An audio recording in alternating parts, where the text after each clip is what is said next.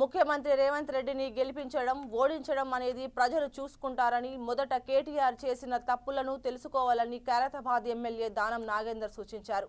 ముఖ్యమంత్రి స్థాయిలో ఉన్న వ్యక్తిని ఏకవచనంతో మాట్లాడింది బీఆర్ఎస్ నాయకులే అని దానం అన్నారు. ముఖ్యమంత్రి పదవికి గౌరవం ఇవ్వాలని, అది మరచి విమర్శలు చేస్తే ప్రతి విమర్శలు కూడా ఎదుర్కోవాల్సి వస్తుందని దానం హెచ్చరించారు. కేటీఆర్ వ్యక్తిగత విమర్శల ప్రక్కన పెట్టి కాంగ్రెస్ ప్రభుత్వం చేస్తున్న అభివృద్ధిపై చర్చలు రావాలన్నారు. కేటీఆర్ వ్యక్తిగత విమర్శలు పక్కన పెట్టి కాంగ్రెస్ ప్రభుత్వం చేస్తున్న అభివృద్ధిపై చర్చకు రావాలన్నారు.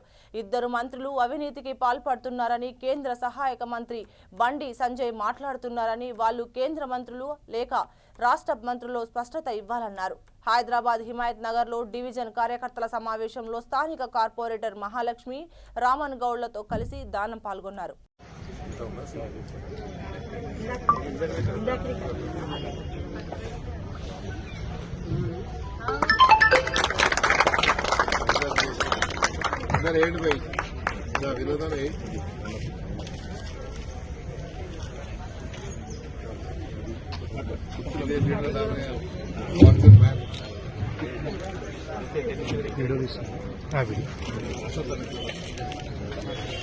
తెలుగు అసెంబ్లీ కార్యక్రమం చేస్తే రాజశేఖర రెడ్డి గారు తెలుగు అసెంబ్లీ పెట్టారు. 11 మంది నిరారదీక్ష చేశారు.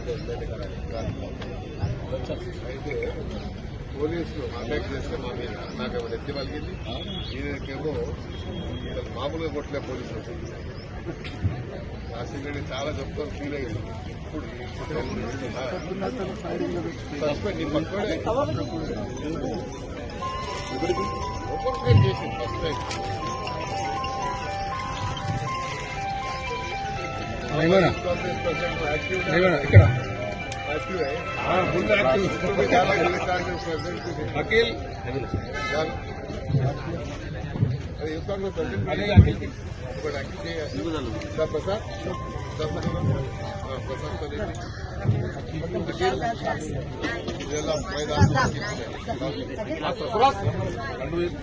कभी नहीं देखा ना। मेरी कार्यकर्ता है, यहाँ के लोकल लीडर्स है, यहाँ के बस्ती के हर बस्ती में जहाँ भी जाता हूँ वही इनकी जो है ताकत है मेरी। इसके लिए मैं हर बार मेले रिजल्ट करने से भी डरता नहीं हूँ, मैं फिर लड़ने से भी डरता नहीं। क्यों? ये है मेरा फोर्स ही मेरी ताकत है।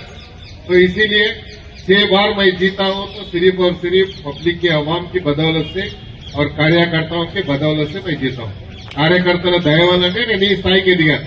కాబట్టి ప్రతి కార్యకర్తకు గౌరవం ఇచ్చేటువంటిది నేను రక్త నరాల్లో ఉంది. కాబట్టి కార్యకర్తలకే చాలా ఇంపార్టెన్స్ ఇస్తాను. ఇప్పుడే మరి మహాలక్ష్మి గారు ఒక మాట చెప్పారు. సుమారు 400 మంది పైచిల్పు కార్యకర్తలు ఉన్నారు అన్నారు.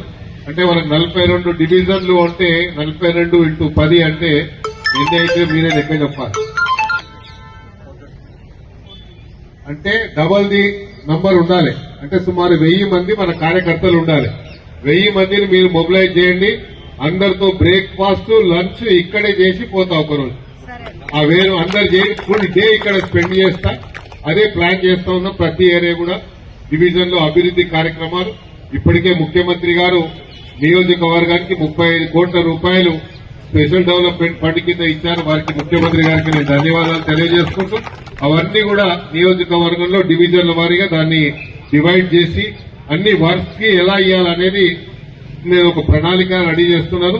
డివిజన్ లో ఉన్నటువంటి కార్పొరేటర్స్ కానీ, డివిజన్ లో ఉన్నటువంటి అధ్యక్షులు కానీ, నాయకుల వాళ్ళందరి యొక్క అభిప్రాయాలు తీసుకుని అలాగా బడ్జెట్ కేటాయిస్తామని కూడా తెలియజేసుకుంటూ, ఇదే కాకుండా ఇప్పుడు 300 డివిజన్లు మరి వచ్చాయి గ్రేటర్ హైదరాబాద్ లో. అంటే గ్రేటర్ హైదరాబాద్ విస్తరణ మనం చూసినట్టయితే ఇతర రాష్ట్రాల్లో ఎక్కడైతే గ్రేటర్ సిటీలు ఉన్నాయో వారి యొక్క గ్రేటర్ సిటీకి మీరు విస్తరణ చూసినట్టయితే కేవలం 2000 స్క్వేర్ కిలోమీటర్స్ మాత్రమే ఉంటుంది. మాక్సిమం ఉంటే